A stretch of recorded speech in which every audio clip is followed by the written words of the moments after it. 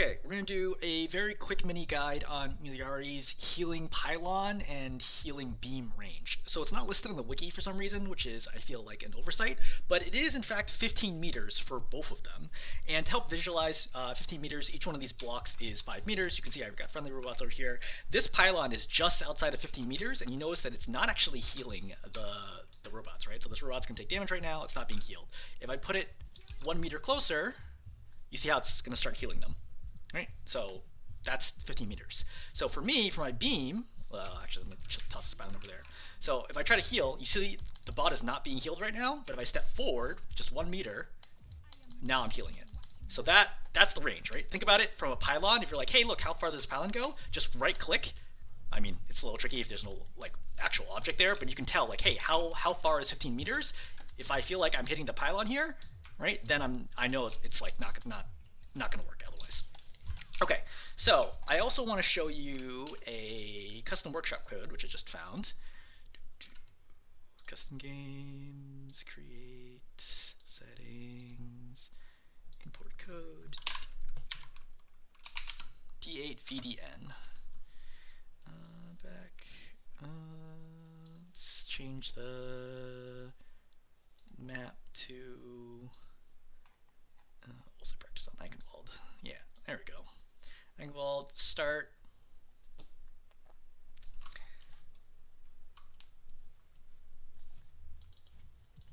Alright, so, fun thing. So first of all, you have like no cooldown for your jump, which makes it quicker to move around. But there's two different parts of this workshop code that allows you to practice. So number one is that you can just throw a pylon wherever you want, right? And your health is permanently low. You see I'm stuck at 120 health. So the pylon will constantly keep trying to heal you when you're in range, so you can see what the range is, right? So like it can heal me here, it can still heal me, and as soon as I step out here, you see it's no good, right? Step over here, and now it's starting to heal me again. So you can use that to test. So that's the first thing. The second thing is you can use the melee button to change the range or to put down a fake pylon. So for example, if I want a pylon to happen where I am, I can melee at the ground, which is where a pylon would be. You see this bubble? This bubble is where the range would be. So actually, let me do that again. And I'm going to put down an actual pylon here. So you see the pylon's healing me, it's healing me, right? This is where the visual range is. As soon as I step out here, the pylon's not healing me anymore. So you can use the actual pylon, or you can use the visualizer. It's the same thing, but it works just fine.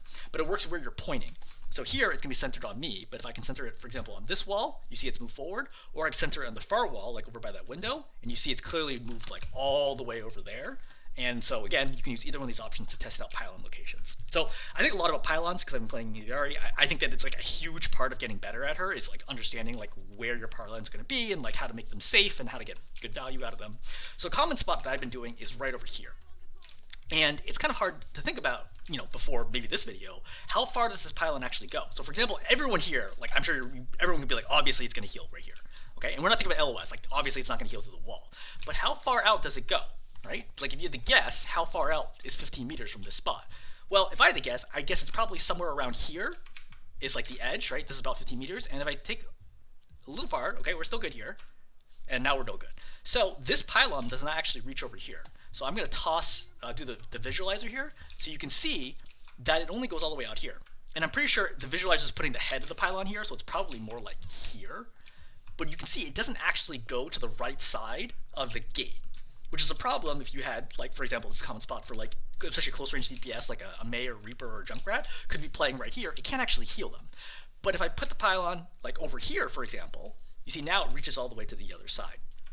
Now, the problem with putting a pylon over here is if you're over here on the gate, you see that I can shoot this pylon if the enemy team has control of the bridge.